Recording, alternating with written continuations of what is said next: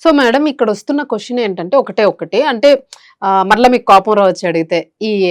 మీరు మాట్లాడిన దానిలోనే అంటే చెప్పే విధానంలో చెప్తే బాగుండు కదా కొన్ని వర్డ్స్ అనేవి హర్ట్ చేసే అయితే ఒకటి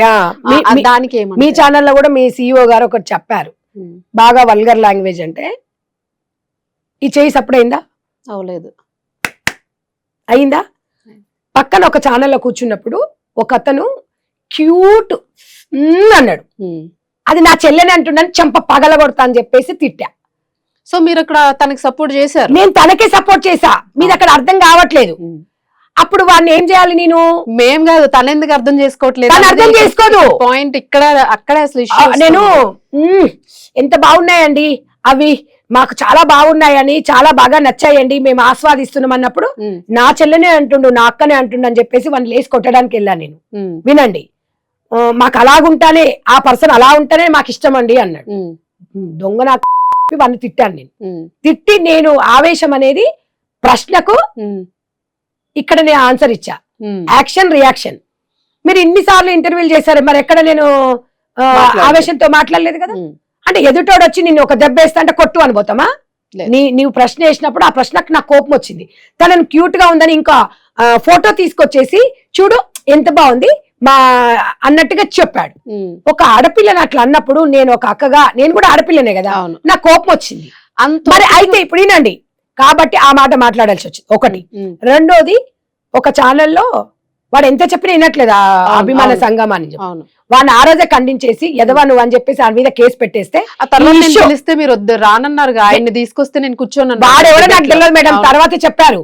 మీరు అన్నారా నన్ను అంటే అడిగాను నేను డిబేట్ పెడుతున్నాను వస్తారా అంటే ఆయన వస్తే నేను రాను చాలా వరస్ట్ గా మాట్లాడుతున్నాడు ఆడపిల్లల్ని అని అన్నాను కాబట్టి నేను ఎందుకు నాకు అంతకుముందు ఆయన ఎవరో తెలియదు అక్కడికి వెళ్ళిన తర్వాత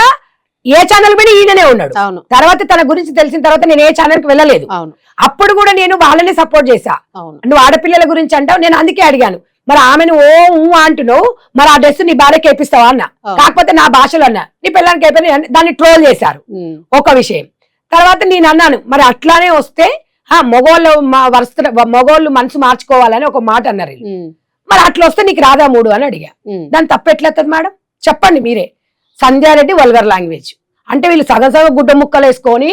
ఇన్స్టాగ్రామ్ లో పెట్టి పిల్లలని యువతనంతా పాడు చేసి పిల్లలను రెచ్చగొడతానేమో బూత్ కాదు నేను మాట్లాడితే బూతు ఇంకొకటి క్లారిటీ చెప్పాలి ఇది ఒక విషయము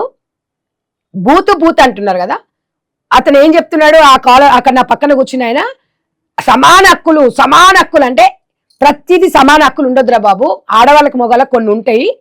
అది కాదు అన్నప్పుడు నేను అన్నా ఎగ్జాంపుల్ అంటే నేనేమన్నా మగవాడు బజార్లో ఉండి ఒక ప్యాచ్ చేయగలుగుతాడు మరి ఇక్కడ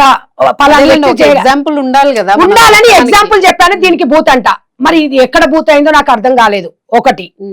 వాళ్ళు అడిగిన వాళ్ళకి ఏం లేదు అంటే నన్ను మాత్రం బూతు ఎందుకు మీరే ఇంకొక విషయం ఈనండి ఇంకొక విషయం కూడా పొట్టి బట్టలు అంటే పొట్టి బట్టల వల్ల ఒక తల్లిగా ఒక అక్కగా చెప్పిన మహిళల మీద 22 సంవత్సరాల నుంచి వాళ్ళతో నాకు ఒక బంధం ఉంది కాబట్టి అలా వేసుకుంటే మరి రేపు అన్ని జరిగిపోతాయి రేపు ఇంకా వేరేది రేపు జరిగే పరిణామాలు అత్యాచారాలు ఇంకేమైనా జరిగినప్పుడు మరిగా వద్దు ఆడ నిప్పు ఉంది వద్దు అన్నా నేను ముద్దాడతా అంటే మూతి కాలుతుంది అన్నా కూడా మరి వెళ్ళండి చేయించుకోండి రేపు మూసుకొని ఇంట్లో కూర్చోండి మళ్ళీ రేపు వచ్చి మహిళా సంఘాల దగ్గరికి మళ్ళీ కోర్టుల దగ్గరికి పోలీసుల దగ్గర రావద్దు అన్న తప్పమ్మా సో దాన్నే గట్టిగా తప్ప నేను ఉద్దేశించి చెప్పిన వెనక ముందు కట్ చేసి అది పెడితే తప్పే మొత్తం ఓవరాల్ గా చూస్తే కరెక్టా కాదా చెప్పండి నేను ఒక అక్కగా చెప్పాను ఇలా జరిగితే ఇలా జరుగుతుంది అని అది ఏం చేశారు ఆ గిత్త కట్ చేసేసి ట్యాగ్ చేశారు వీళ్ళ బతుకులంతా చిన్న బట్టలు చిన్న వీడియోలే నేనేం చెప్పినా అది ఏ సందర్భంలో చెప్పినా అంటే కోర్టు చూడదా ఏ సందర్భంలో ఏమన్నది అనేది కోర్టుకు పూర్తి వివరణ అయితే ఇవ్వాల్సి ఉంటుంది ఇప్పుడు ఒక మర్డర్ కేసు అవుతుంది మేడం మర్డర్ కేసు అయినప్పుడు బలంగా వచ్చినప్పుడు అవి ఆధారాలు కూడా సేకరిస్తారు కక్షపూరితంగా అన్ఫార్చునేట్లీ జరిగిందా అనేది ఉంటది ఇక్కడ కూడా నాకు ఒక మహిళల మీద సమానం అన్నప్పుడు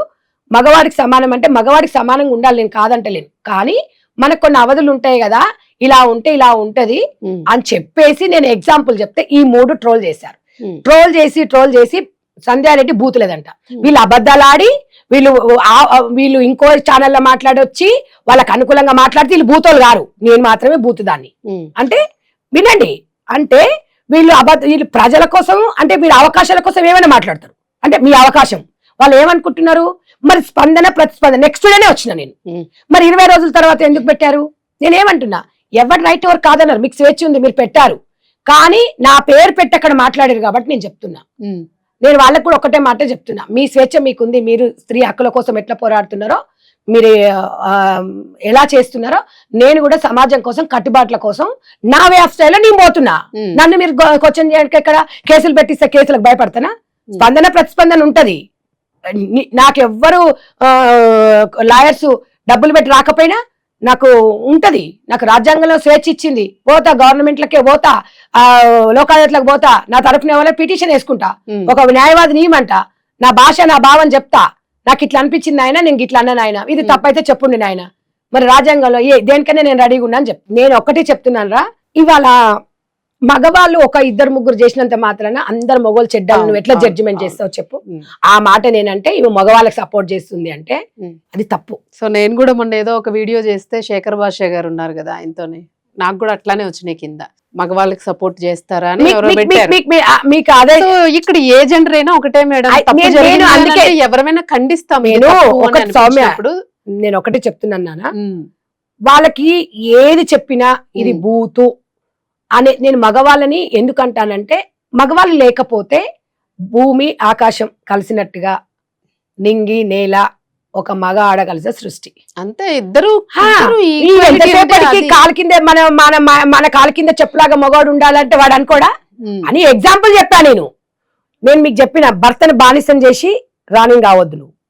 భర్తని రాజుని చేసి రాణిని కావాలన్నా. అట్లా కాదంట పొద్దున ఒక కాలర్ చెప్తుంది, సిద్ధాంతాలు ఎవరి సిద్ధాంతాలు వాళ్ళకు ఉన్నాయి, అది ఇప్పుడు ప్రాబ్లమ్. నేనేమనట్లేదు మేడం, సిద్ధాంతాలు ఉన్నప్పుడు కేసులు ఎందుకు వచ్చినాయి అంటున్నా.